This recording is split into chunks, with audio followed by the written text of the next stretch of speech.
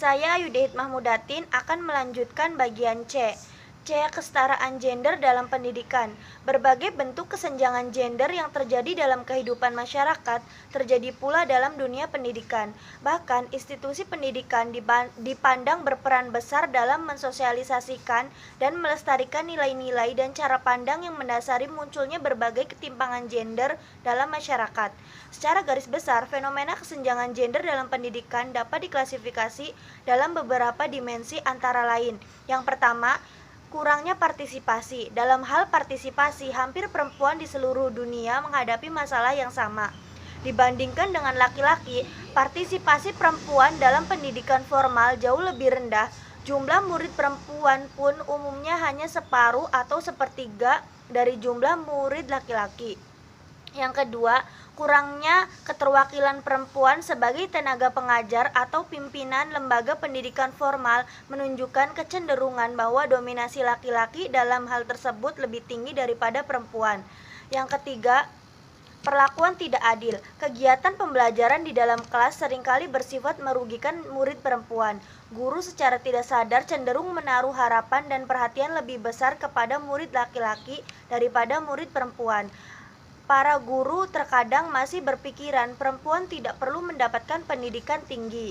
Masalah ketidaksetaraan gender dalam dunia pendidikan terkait erat dengan diskriminasi. Diskriminasi tersebut terbagi menjadi dua jenis, yaitu diskriminasi de jure dan diskriminasi de facto. Diskriminasi secara de jure merupakan diskriminasi secara aturan. Di dalam aturan tersebut, laki-laki dan perempuan benar-benar dibedakan. Padahal dalam dunia pendidikan tidak ada undang-undang yang membedakan antara keduanya.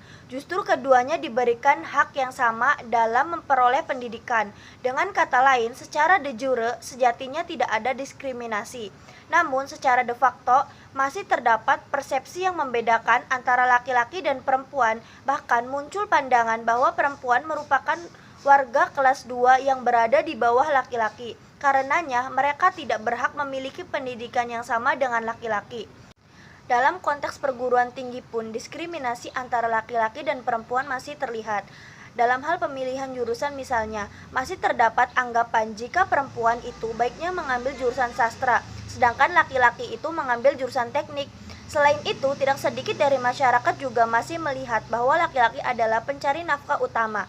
Karena itu, dalam pendidikan mereka lebih diutamakan. Pandangan-pandangan seperti inilah yang menyebabkan ketidaksetaraan antara laki-laki dan perempuan.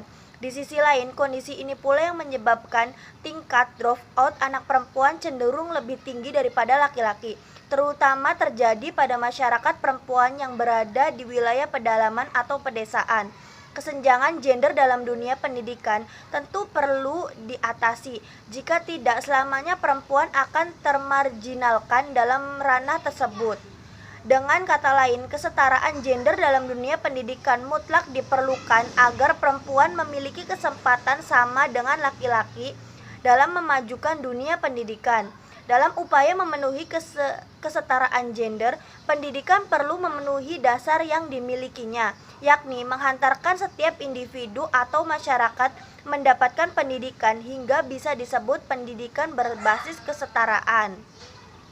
Adapun ciri-ciri kesetaraan gender dalam pendidikan sebagai berikut. Yang pertama, perlakuan dan kesempatan yang sama dalam pendidikan pada setiap jenis kelamin dan tingkat ekonomi, sosial, politik, agama, dan lokasi geografis publik.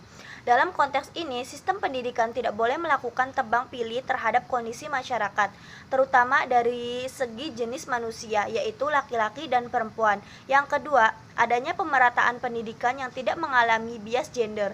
Dunia pendidikan, sistem dan SDM di dalamnya harus memiliki kesadaran bahwa semua manusia layak mendapatkan pendidikan, baik itu laki-laki maupun perempuan. Dengan begitu, maka hal-hal yang bersifat bias gender dapat diminimalisasikan. Yang ketiga, memberikan mata pelajaran yang sesuai dengan bakat dan minat setiap individu. Para pengambil kebijakan di dunia pendidikan perlu memiliki kesadaran bahwa setiap individu memiliki minat dan bakat dalam menjalani aktivitas pembelajaran di kelas. Dengan minat dan bakat yang berbeda tersebut, setiap pendidik perlu menyediakan model dan pembelajaran yang sesuai dengan minat dan bakat yang dimiliki oleh setiap peserta didik, baik laki-laki maupun perempuan. Yang keempat, pendidikan harus menyentuh kebutuhan dan relevan dengan tuntutan zaman. Dalam konteks ini, pendidikan yang diberikan kepada peserta didik harus sesuai dengan kebutuhan di masa yang akan datang. Tujuannya agar kiprah peserta didik di waktu yang akan datang bisa teraktualisasikan apabila peserta didik laki-laki dan perempuan diberikan pendidikan yang menyentuh kepada tuntunan zaman, maka kedepannya antar keduanya memiliki kesempatan untuk mengaktualisasikan diri sesuai dengan potensi yang dimilikinya. Dengan demikian, di masa yang akan datang, keduanya sama-sama dibutuhkan oleh zaman. Sejatinya, secara yuridis, konsep pendidikan berperspektif gender telah dirumuskan oleh pemerintah dalam TAP MPR nomor 4 tahun 1999 dengan GBHN yang mengamatkan kedudukan dan peranan perempuan sebagai berikut.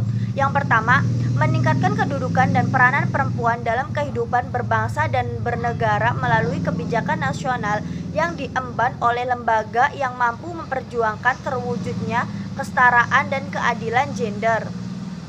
Yang kedua, meningkatkan kualitas peran dan kemandirian organisasi perempuan dengan tetap mempertahankan nilai-nilai persatuan dan kesatuan serta historis perjuangan kaum perempuan dalam rangka melanjutkan usaha pemberdayaan perempuan serta kesejahteraan keluarga dan masyarakat. Selain TAP MPR tersebut, Inpres nomor 9 tahun 2000 yang dikeluarkan pada masa pemerintahan Abdurrahman Wahid pun berisi tentang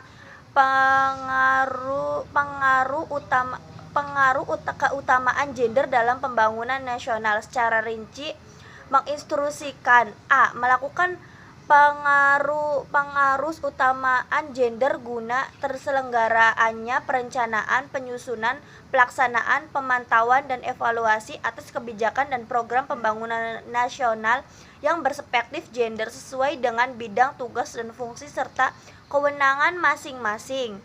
B. Memperlihatkan secara sungguh-sungguh pedoman pengaruh utamaan gender dalam pembangunan nasional. C. Khusus ditunjukkan Menteri Pemberdayaan Perempuan agar memberikan bantuan teknis kepada instansi dan lembaga pemerintahan di tingkat pusat dan daerah dalam pelaksanaan pengaruh utamaan gender kepada Presiden. Berdasarkan TAP MPR dan Inpres tersebut, perempuan memperoleh kesempatan dan hak-haknya sebagai manusia untuk mampu berperan dan berpartisipasi dalam kegiatan politik, ekonomi, sosial budaya maupun pendidikan dalam rangka membangun kehidupan bangsa yang lebih baik.